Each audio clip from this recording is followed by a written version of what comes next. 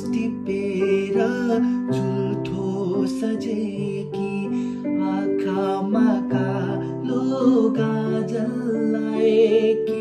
गुराँस टिपेर चुल्ठो सजेकी